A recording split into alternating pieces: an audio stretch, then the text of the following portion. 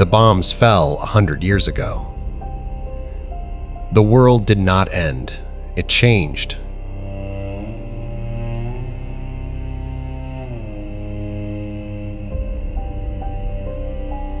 Radiation did not just poison the land. It rewrote us. Walkers. Human bodies with nothing left inside. The wolf touched. 5 generations deep into something that is not human anymore. Hemotrophs. Surviving on borrowed blood and borrowed time.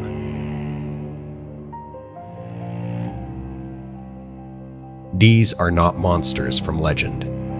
They are what we became.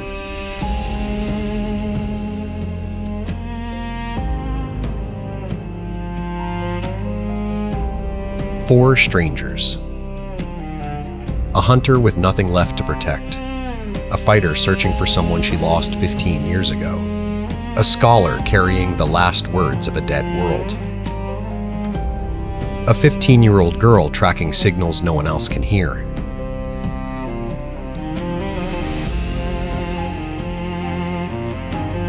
All 4 trails point south, to a place the wasteland says does not exist.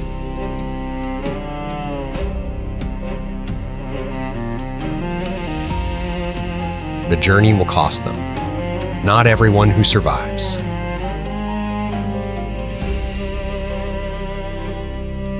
Stays whole.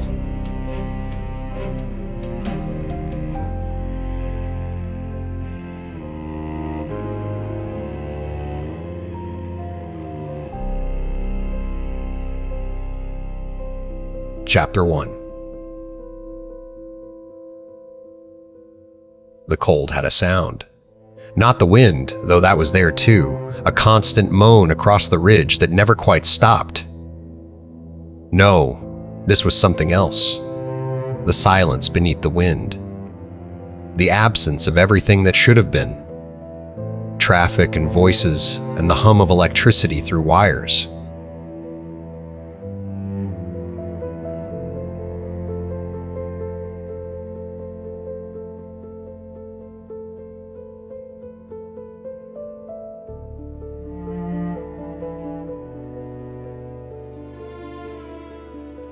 Jasper sat on the ridge and listened to that silence, rifle across his knees, breath misting in the frozen air. He had been here for 3 hours, maybe 4. Time moved differently when you were alone. It stretched and compressed in ways that had stopped bothering him years ago. The wasteland spread before him like a wound that refused to heal. Gray snow over gray earth, broken only by the black skeletons of trees that had died in the first winter after the bombs and never been cleared away.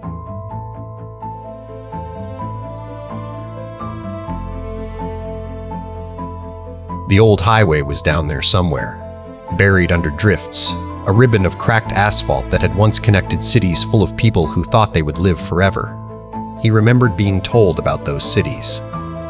His grandmother had been born in one. A real city, with buildings so tall you could not see the tops on cloudy days.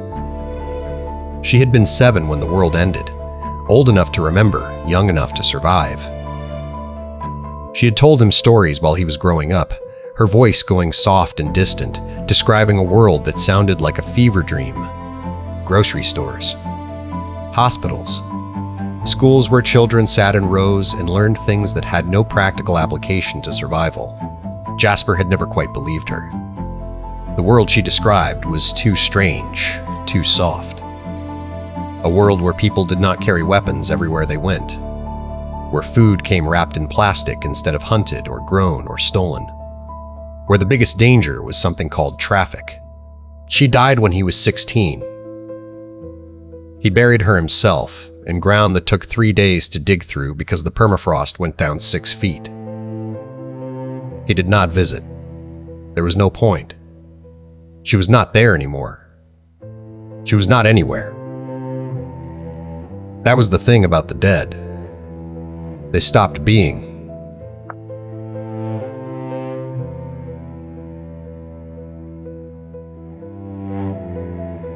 The journey will cost them. Not everyone who survives.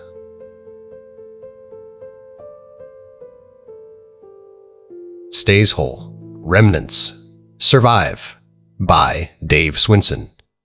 Available now on Amazon.